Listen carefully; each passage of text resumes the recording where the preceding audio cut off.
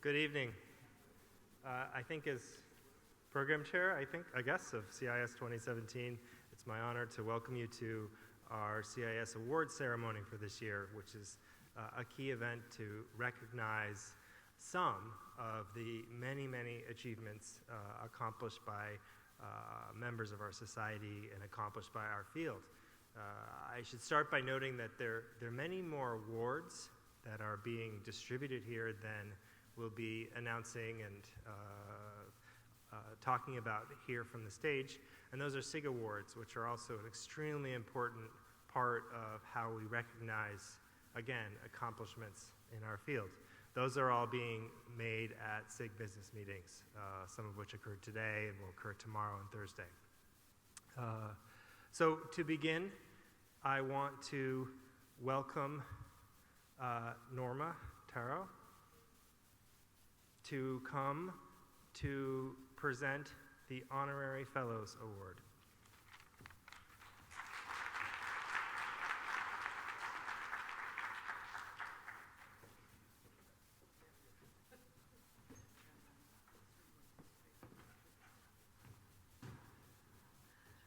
Good evening. I served as chair of the Honorary Fellows Subcommittee when the two honorees who are being honored tonight were chosen, and I was thrilled to have the opportunity to help select two such highly qualified people.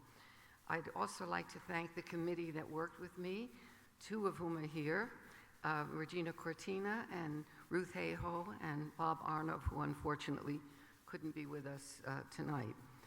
I'd like you all to know that this is the highest honor in our field of comparative education, and it isn't given lightly. People who get this award have done a great deal to deserve it. So what are some of the qualifications for it? First of all, they have to excel in at least two of three fields, preferably all three. That's scholarly research and publication, that's teaching and mentoring, and the third is policy, planning, evaluation, and technical activities. Our two candidates tonight also excelled in their service to the Comparative and International Education Society. Both of them have served on the board of directors. Both of them have been vice president, president-elect, and president of the Comparative and International Education Society. And the rewards are very great.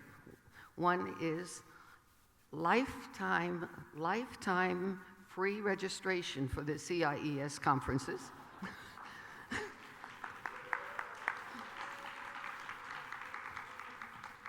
And the other is the journal without charge. So I hope they'll appreciate those rewards. They are given with the full love and appreciation of all of your colleagues. I'd also like to mention that the qualifications make another stipulation, and that is that the candidate should have completed probably at least 3 decades of service in the field of comparative and international education. I think both of them qualify in that respect. And it says in the guidelines that they should probably be entering their 6th decade on this planet. And I haven't checked their birth certificates, but I'm hoping they both qualify in that respect. I want to thank the organizers of the conference, particularly because they were given an opportunity this morning to share with the society some of their reflections on their years of scholarship and service. And those of you who were there, I'm sure, found it extremely enlightening. Those of you who weren't, I hope you will be next year, and I hope the board will continue to do that, since it's really important for us to know what it is they've done that makes them so valuable to us. With that, also, I'd like to turn this over to the people who nominated them, I believe, am I correct? Who will introduce the two candidates to you. And thank you very much. And we'll be soon hearing from the honorees themselves.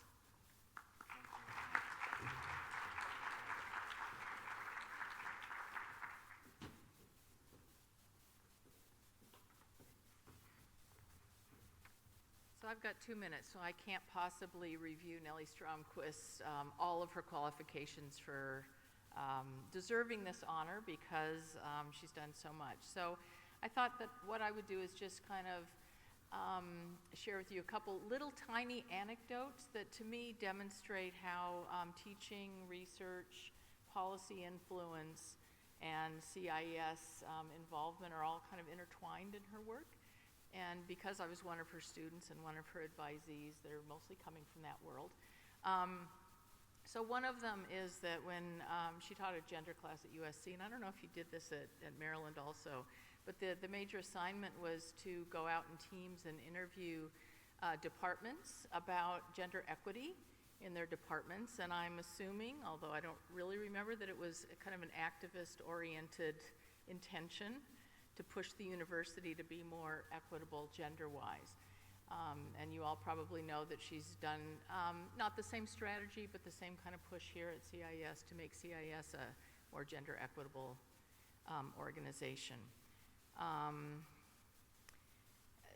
Another one of the crossovers is that the Globalization Education book in 2000 came out of a Western Regional Conference, which that region has a history of publishing books out of the conference, and so that's where that came from. And I was talking to one of her other advisees earlier today, and we were just chatting about how, yeah, we made sure that Nellie was our advisor because we wanted to be challenged. So that's kind of it in a nutshell. So Nellie?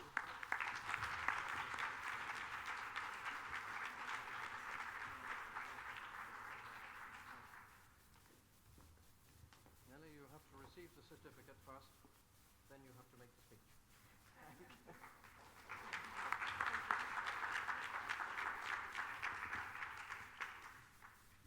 It's a joy and a great honor to be appointed CIES Honorary Fella. I'm delighted to receive the award because it represents one more recognition for the women who comprise this society.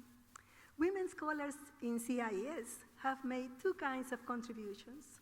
Contributions to critical issues in comparative and international education, such as those made by Judith Turney-Purta on civics education and citizenship, Gita Steiner-Kamsey on policy transfer, Karen Mundy on the work of international organizations, Vandra Meisman on critical ethnography, and Leslie Bartlett and Francis Vavros on vertical case studies. Contributions by women have also been made to gender issues per se, and here I want to acknowledge the work by my former student Karen Monkman and Erin Murphy-Graham on extending the concept of women's empowerment, and those contributions by Nancy Kendall and Carly Mannion on the impact of global and national policy on the advancement of girls' education. To be sure, these are only examples, not an exhaustive list. When women started in the society, when they started working on gender issues, they wanted to improve the participation of women in the society. In the early 1990s, there were very few of us in paper presentations and panels at the annual meeting. Today, the situation is vastly different. This conference, for instance, which has close to 1,400 registered participants, has a composition that is 63% in attendees, women in attendees. I don't have the precise data for the presenters, but a preliminary sample indicates that the proportion of women presenters is about the same, 64%. Women representation in presidential channels, however, could still improve. Women's participation in the governance of the society has been consistently increasing, both as members of the board and as presidents of the society. Ours is a truly plural society, attracting diverse actors from those in the academia to those in the world of policy implementation and educational development, to those in international agencies. But all spheres need one another, and the closer the contact, the more gender progress we can make. In this respect, I must say that Although our society is plural, it is not pluralistic. The society needs to foster more debate among ourselves and not simply provide a space to present our studies. We have, at least in the area of gender, too many educational interventions without a theoretical foundation, namely having a solid sense of how things work. And conversely, we have too many studies divorced from a confrontation with the harsh realities.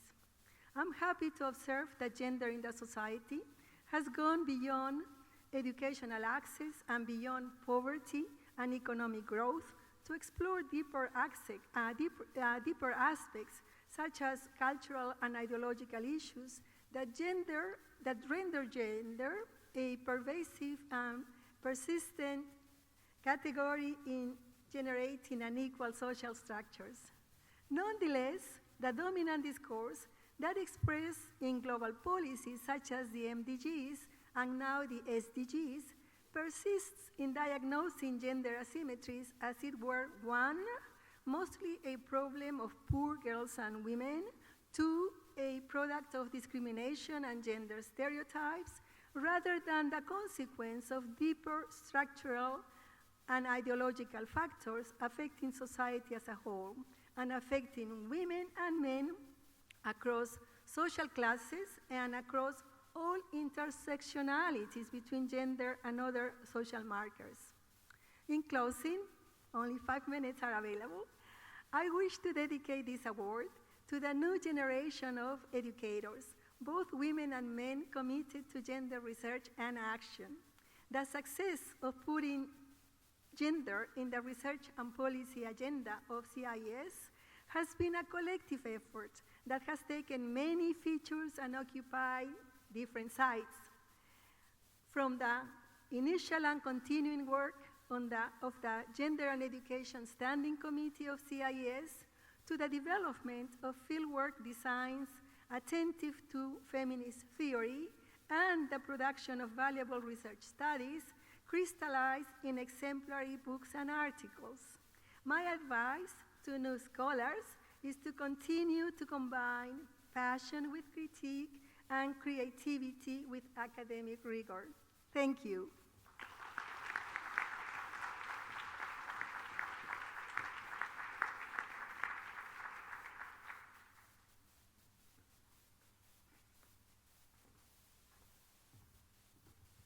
Hi, good evening, and thank you for giving me this opportunity to speak a little bit about my friend, my mentor, my professor, Henry M. Levin. I can hardly summarize in less than 2 minutes the more than 200 papers that he already published, or the books that I read even when I was a student, and the ones that has continued doing so. Let me then tell you why I took the initiative to nominate Hank to be the honorary fellow for this year, and then I appreciate the help of other people who gave me they endorsed the nomination. And it is based on personal reasons. He was not only my mentor, he was also my boss. He hired me as an assistant and to collect data for the Mondragon cooperatives in Spain, and he authorized me to use the data for my dissertation. He helped me a lot with my dissertation. He promised me time, and he gave me time, and he also supported me with a grant to my family, so I can go to Mondragon with my family. And here, when I came back to write my thesis by myself, the scholarship ended, he lent me his office in the old building, the Coverly building, because he moved to Sarah's building, to the new one. And that office was very, very nice because I lived there for several weeks. Another Mexican lent me a sleeping bag that I was using there, and I was taking the showers in the gym, so I really appreciate all the efforts that he did for me. He even edited a larger portion of my proposals from my rotten English into very decent English, and he did not change my thinking on what I was trying to do. And finally, because he really demanded me to write, to make a correction, in order to make a correction again, and to correct again until the paper was done, back in 1980. Thank you very much, Hank.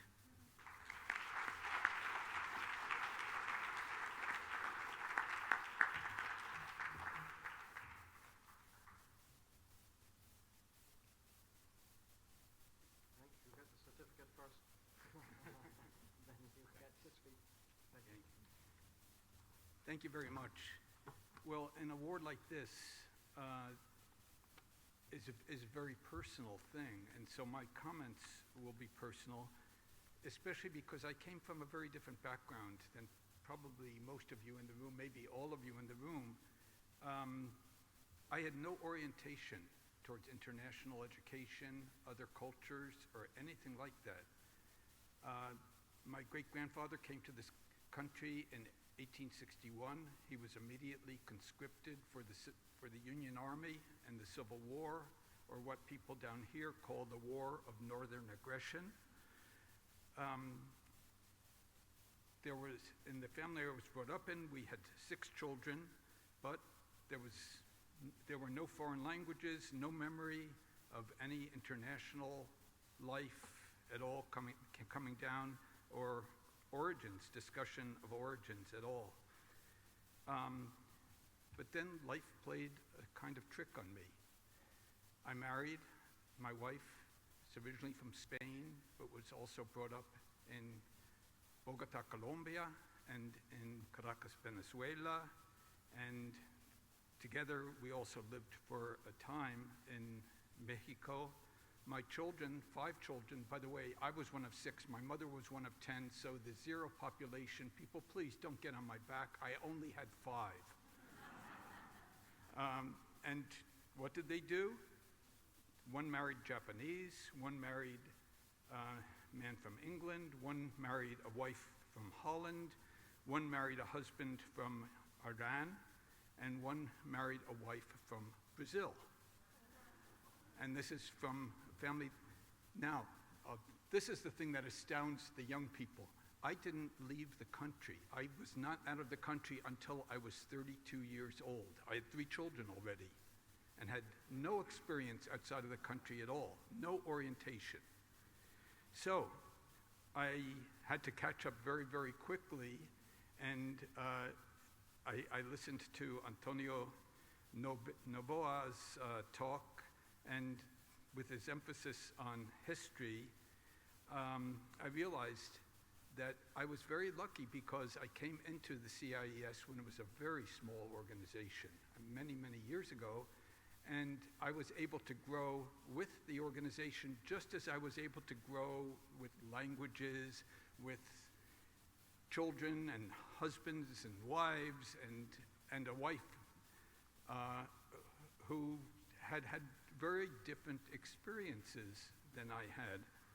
So CIES gave me an opportunity to find new networks of interest, networks of cultures, different way of thinking of reflection, different way of thinking about service, friendships, experiences in other countries, teaching. I was also fortunate because I was able to get a couple of Fulbrights to teach in other countries. I was able to, starting in 1988, having been very lucky and had a brilliant student from China who became the head of Peking University, Beida. I started to go to China in 1988, and I've taught there for semesters and so on. So I became immersed in all of this, and I have to say that I have been so grateful to have the networks of CIES available, because I was, in a way you could say, disadvantaged with respect to this experience and to thinking in terms of different cultures and internationally and so on and so forth. Now, I also realized that I was a slow learner. I just heard that one of the requirements to be an honorary fellow is to be in the 6th decade. And I want you to know in 2 years I will enter my 8th decade. But I am catching up fast, and I'm hoping to continue to have the opportunity with CIES to grow and to continue to grow. Thank you very, very much.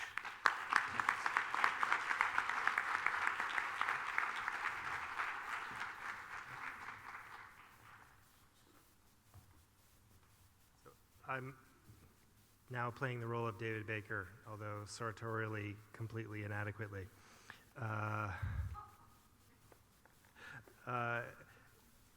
So, as not actually the co-chair of the George Baraday Award Committee, I can explain that the Baraday Award recognizes the most outstanding article published in the Comparative Education Review in the preceding calendar year.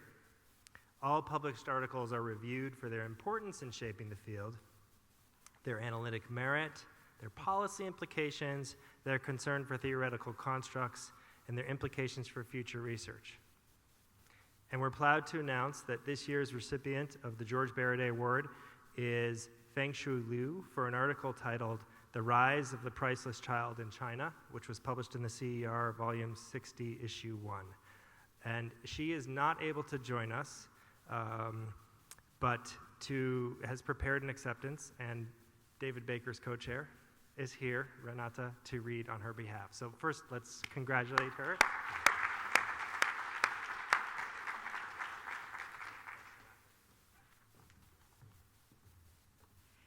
Dear Baraday Award Committee and colleagues present, it is a very pleasant surprise to me that I am now to receive the highly regarded George Baraday Award. Had I known about it more in advance, I would have come to receive it in person. It would now have taken too much time from me as a Chinese citizen to get a visa. Thank you very much indeed for this honor. The ceiling is high in Academia Vanity Fair, and the award has now lifted me a little bit towards those stars, still so very high above me. Luckily, Confucius taught us Chinese to strive for humility. Because of this award, I shall now need to work harder to cultivate this virtue. I'm now a professor in Oslo, Norway, but my life's journey started with a village childhood in the hills and valleys of northern China. That childhood was a far cry from the urban priceless child in today's China. Families were large in those days, and there was much filial piety and practical skills for children to learn from parents and other villagers. Duty and obedience were the prime virtues. However, I know the preciousness of today's urban-only children, not only through interviews, but also personally from my own family and relatives. As for myself, I love growing my own vegetables and picking wild berries. This means that in some ways I remain that same rural girl I was before I left home at age 15, as the only pupil chosen from my village to attend a normal school at a county seat where I was taught how and what to teach others. The award means much to me because I struggle so hard to write, because I tend to draft long and verbose sentences evoking luxuriant meadows of meaning. I need much help in word cutting by friendly colleagues who help me meet the harsh demand which academic journals have for brevity and tersely linear arguments. In keeping with those strictures imposed by journals, I better also make this statement brief. Gratefully and humbly yours, Fengshu Liu.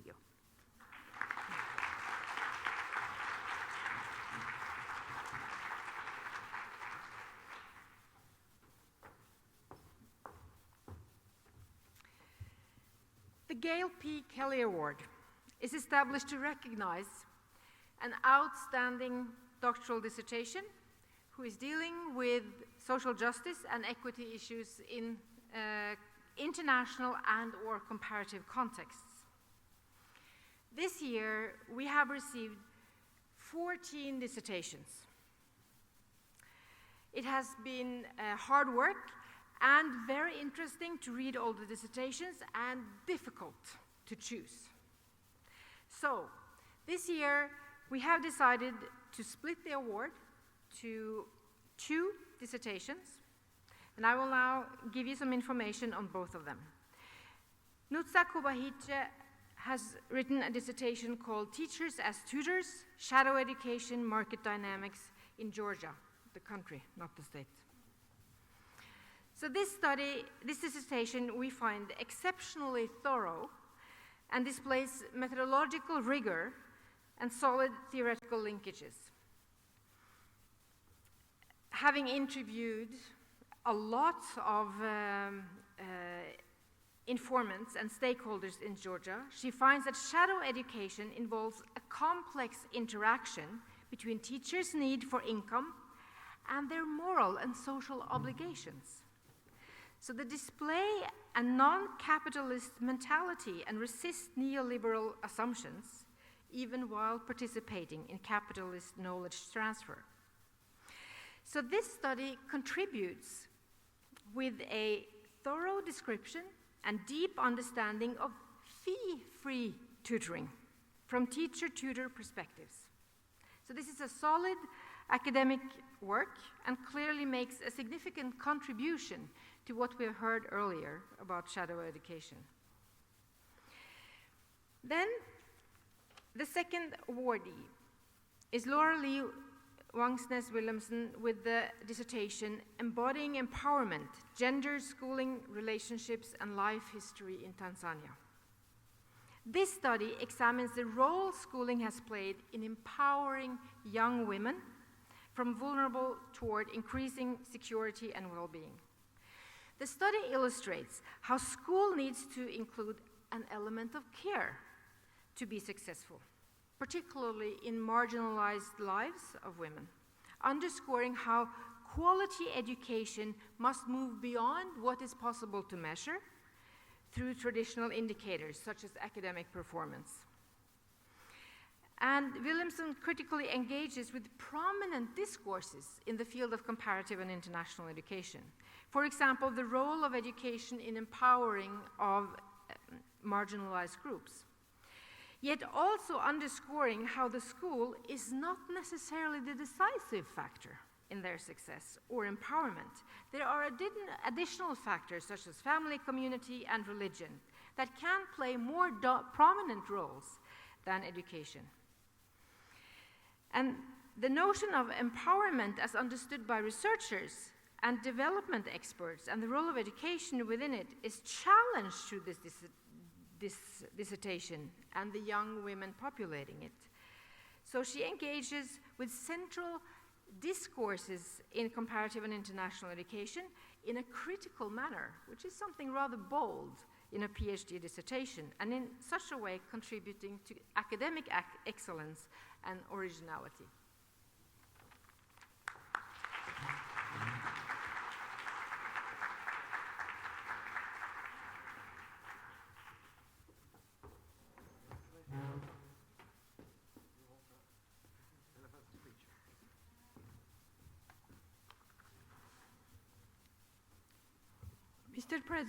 Mr. President-elect, Madam Vice President, dear colleagues, as a native Georgian, I find extra delight to receive this prestigious award here in another Georgia. My dissertation is about shadow education in Georgia. In particular, it's about teachers as private tutors. I studied how their professional identities affected their economic decisions in the shadow education marketplace. Much literature on education privatization assumes that teachers as tutors are market-oriented and view education as a profit-making opportunity. However, my study challenges this assumption. Many teachers actually provided free and discounted tutoring, showing their non-materialistic value orientations. Teachers' decisions were often shaped by social relations, ideals about professionalism, cultural norms, and moralities.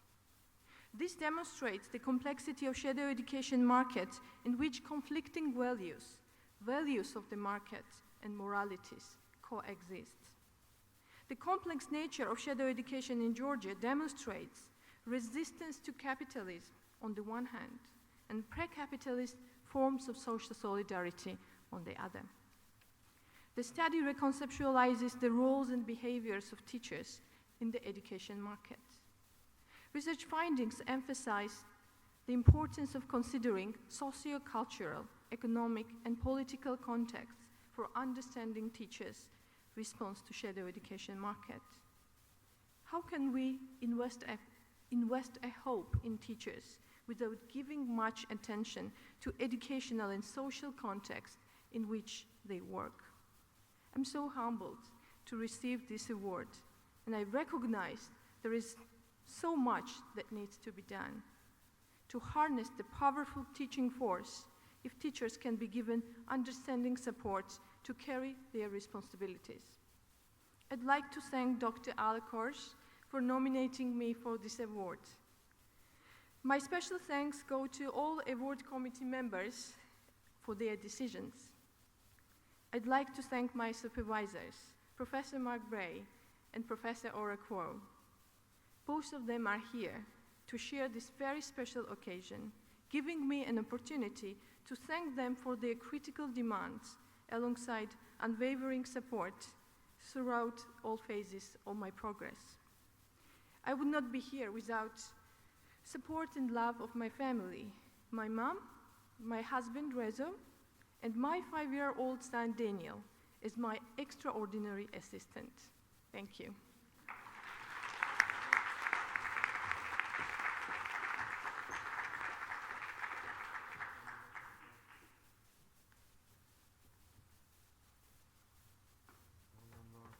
Certificate first.